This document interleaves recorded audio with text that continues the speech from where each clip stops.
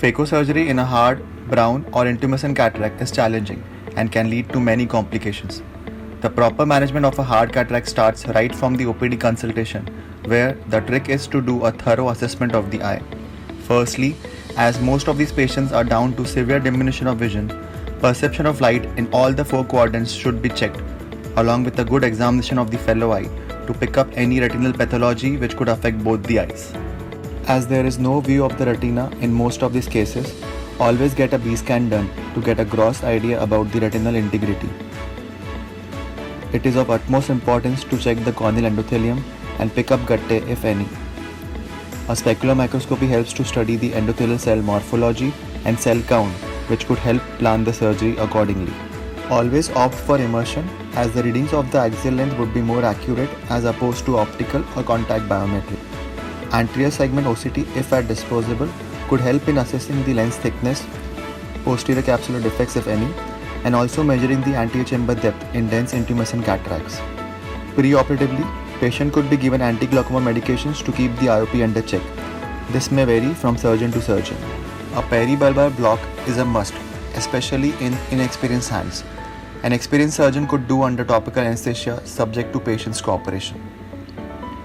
Visualization of the anterior capsule is often a problem with highly dense cataracts.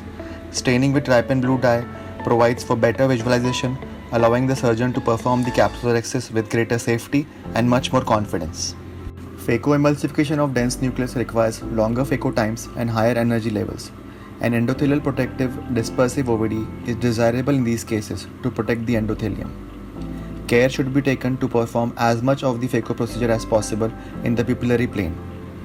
A soft shell technique could be used in denser cataracts, wherein a cohesive OVD is injected underneath the dispersive agent, which also aids the capsular excess. It's a surgeon's nightmare and not a very uncommon sight in intumescent cataracts. It happens while initiating the excess, which then jeopardizes the whole surgery. A proper gentle management could avoid such an event from happening. It is important to debulk the anterior capsule with a straight 26G needle and aspirate the fluid out, thus reducing the intrareticular pressure and easing the excess formation. Anterior capsular calcification and subcapsular plaques are often associated with hard cataracts, which pose a challenge to complete their excess. Microscissors or vitrectomy probe could be used to complete their excess here. Various devices are available for excess making. One such device is radiofrequency endodiathermy. The capsule is cut and coagulated by high temperature at the tip of the instrument, produced by a modulated high frequency current. It reduces the risk of radial tears which might happen with an attempted CCC in such cases. Another such device is Zeptorexis device, which has silicone suction cup with nitinol capsulotomy ring. As the suction is applied, the water molecules between the capsule and the ring are vaporized, and this creates capsulotomy with the energy pulses which are delivered. Rhexis runaways could also be prevented by making a spiral rhexis, wherein a small rhexis is made first, followed by enlargement of the rhexis in a spiral manner by holding the thin flap and completing it all around.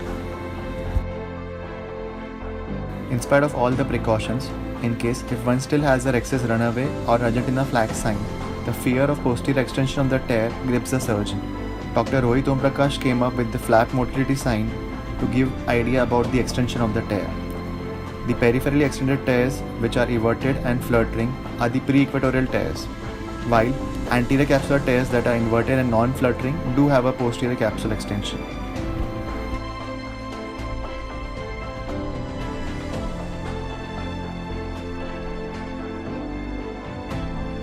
Long-standing hard cataracts at times may be associated with small rigid pupils.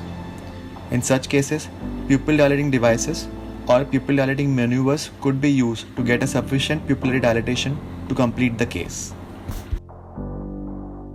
Capsular blocks should be avoided during hydrodissection by gently tapping the nucleus after each maneuver, as posterior capsule in hard cataracts is often fragile and can be broken easily with increased posterior pressure.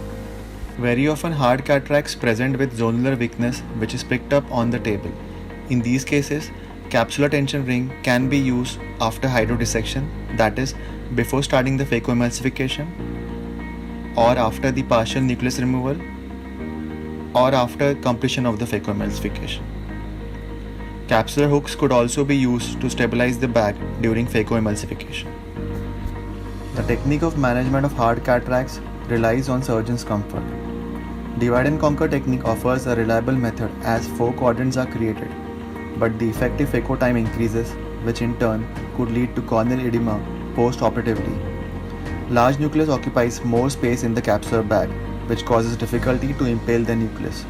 So, central debulking or sculpting could be done to ease the impaling of the nucleus and get a good purchase with a complete chop.